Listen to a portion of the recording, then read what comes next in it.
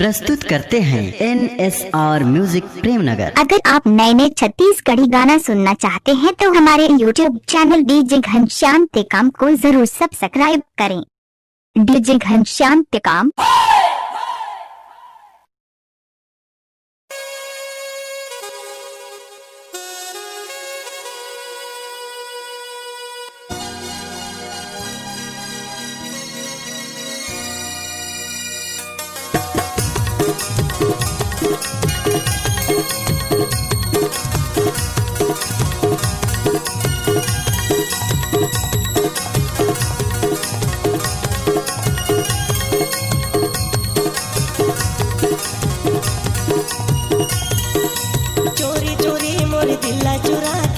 Mix by Ghanshyam Tekam.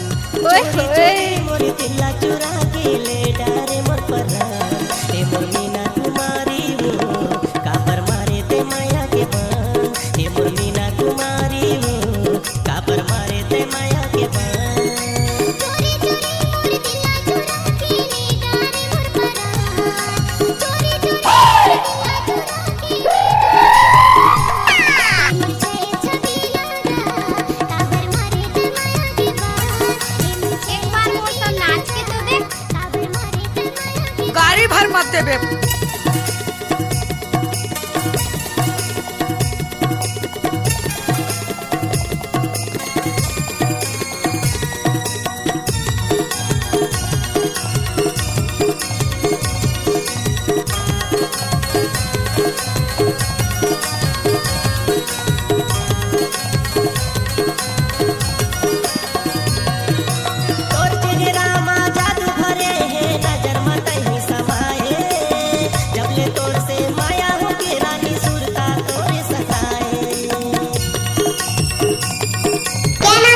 आप सुन रहे हैं डीजे घनश्याम टेकाम का मिक्स किया हुआ गाना।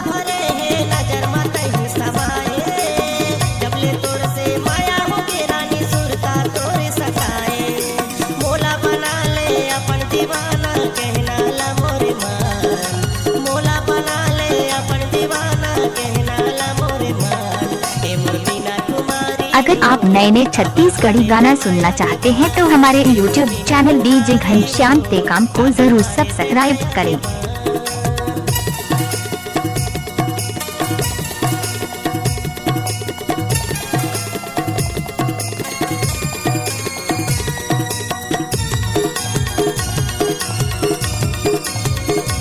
डीजे घनश्याम टेकाम।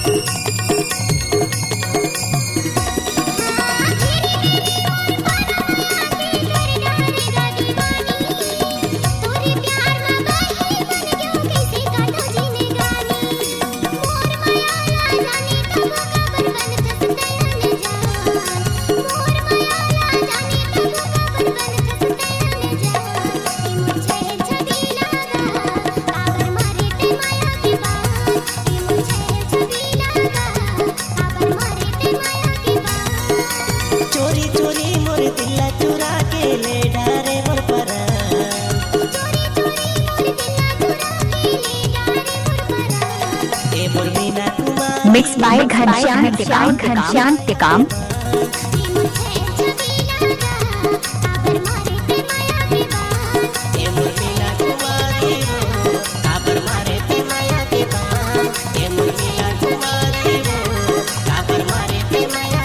डीजे घनश्याम टेकाम।